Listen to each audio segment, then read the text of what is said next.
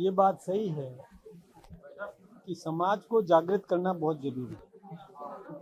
समाज में एक जागृति हो, इसमें देश में क्या हो रहा है, पड़ोसी देशों में क्या हो रहा है, दुनिया में क्या हो रहा है, इसकी जानकारी आम नागरिक को होनी चाहिए।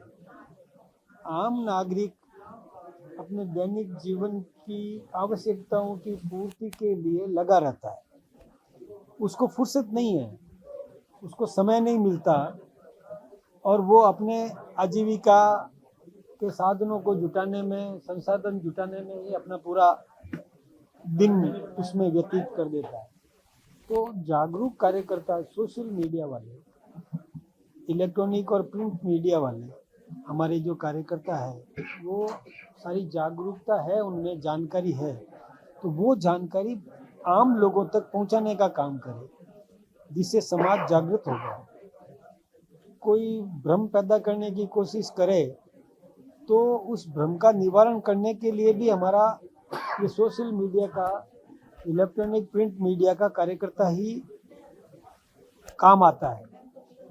तो सही स्थिति जनता के सामने रखे। हमारी केंद्र सरकार ने जो अच्छे काम किए, राज्य सरकार ने जो जनहित के काम किए, उसकी जानकारी भी आम नागरिकों तक पहुंचाना और उसका उपयोग जनता को मिले, जनता को पता चले कि इस योजना का लाभ कौन किसको कैसे दिलाया जा सकता है।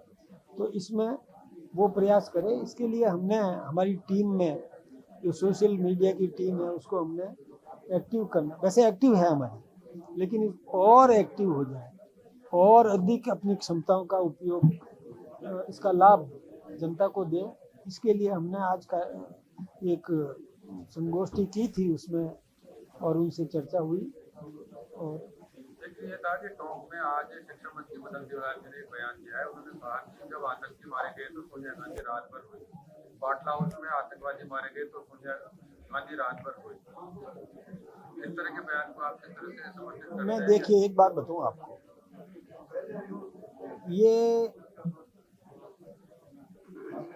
अधिकांश लोग इस देश के इस बात को जानते हैं। खुद सोनिया जी ने बोला, स्वयं सोनिया गांधी जी ने बोला था कि जब बाटला हाउस पर और जो घटना हुई और उसमें आतंकवादी मारे गए, तो उन्होंने खुद ने बोला था कि मुझे नींद नहीं आई और आंखों में आंसू आ गए, उन्होंने बोला। उसी बात को मैं बताऊं, शायद मदन दिलावर जी ने ये कहा होगा कि बात कोई असत्य नहीं है। आश्चर्य मुझे इस बात का भी है, मैं थोड़ा इसमें मदन जी की बात में जोड़ना भी चाहूंगा, कि किसी आतंकवादी को फांसी की सजा सुना दी गई और तत्काल रात को कोर्ट का दरवाजा खटखटाने वाले लोग कौन थे, उनका बचाव करने के लिए। ऐसे भी तो लोग इस देश में हुए हैं, तो चिंता तो होती है ना। किसी गरीब आदमी को न्याय दिलाने के लिए कभी कोई आगे नहीं आ रहा है, और एक आतंकवादियों को बचाने के लिए वो रात को न्यायालय का दरवाजा खटखटा दे, न्यायालय सुनवाई भी करने को मजबूर हो जाए, ये बात ठीक नहीं है।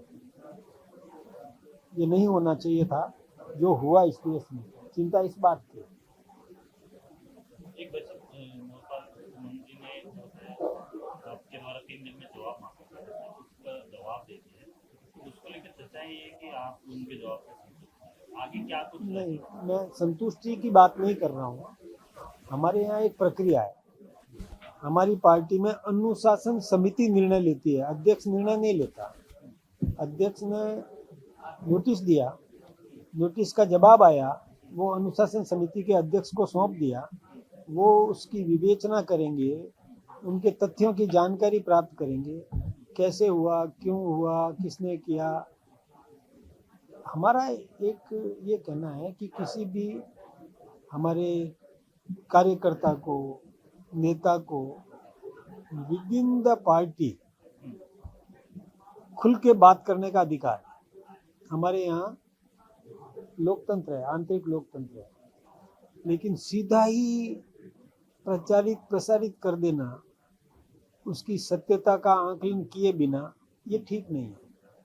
तो अनुशासन समिति को हमने भेजा है, वो उसकी विवेचना करेगी और निर्णय करेगी। इसका असर है पंचायती राज चुनाव के अंदर नहीं पड़ेगा ग्राउंड पे? मैं सोचता हूँ कि अनुशासन मजबूत होगा, डिसिप्लिन मजबूत होगा। कोई भी कार्यकर्ता ऐसा कोई काम नहीं करेगा जिससे परिवार को हानि हो। हम किसी का बुरा नहीं सोचते, किसी का बुरा करना भी नहीं चाहते, लेकिन discipline with in the party भी रहना चाहिए। देश में भी डिसिप्लिन रहना चाहिए। मैं तो देश की भी बात करूं, देश में भी अनुशासन होना जरूरी है। देश के भी कोई नागरिक अनुशासनहीनता करे, यानी देश की क्षति करे, देश की प्रतिष्ठा की हानि करे, उसको भी हम सुधारना चाहते हैं। सवाल आता रहा है कि डीपीआर नहीं बनी 2 साल हो गए, पर आज सीआर पाटिल ने कह दिया कि डीपीआर बनने के लिए प्रक्रिया शुरू हो गई, हरियाणा ने शुरू कर दिया। क्या लगता है कि कब तक अपन राजस्थान को, उन्होंने जल्दी कहा कि पाइप से पानी पहुंचा देंगे, तो कितना फायदा होगा, किस तरह से उपयोगी होगा? उन्होंने ये भी कहा था कि देखिए, मुख्यमंत्री जी ने हाँ भर ली, वहाँ कैबिनेट में रखा जाता है, सहमति प्राप्त की जाती है, विश्वास में लिया जाता है, और विश्वास में लेने के बाद में डीपीआर बनेगी। डीपीआर बनाने में कोई बहुत लंबा समय नहीं लगेगा। डीपीआर के लिए टेंडर होता है, वो डिटेल प्रोजेक्ट रिपोर्ट बना करके आ जाती है। उसके बाद जो टेंडरिंग प्रक्रिया जो होती है, सिस्टम है, उसके तहत टेंडर होगा, फिर काम चलेगा, काम आएगा, पानी मिलेगा। आप सोचते हैं कि हमारे कार्यकाल में हो जाएगा? मैं निश्चित रूप से कह रहा हूँ कि हमारे ही ये जो राजस्थान सरकार का जो कार्यकाल है, इसी कार्यकाल में हमको पानी मिलने लगेगा। तो करारा जवाब है जो लगातार बिल्कुल पानी मिलने लगेगा। ईआरसीपी की बात करें तो टेंडर हो गए, 26,000 करोड़ के तो हो ही गए, और वो टेंडर काम भी, वर्क ऑर्डर भी हो गए, तो वो काम भी चलेगा, ईआरसीपी का चलेगा।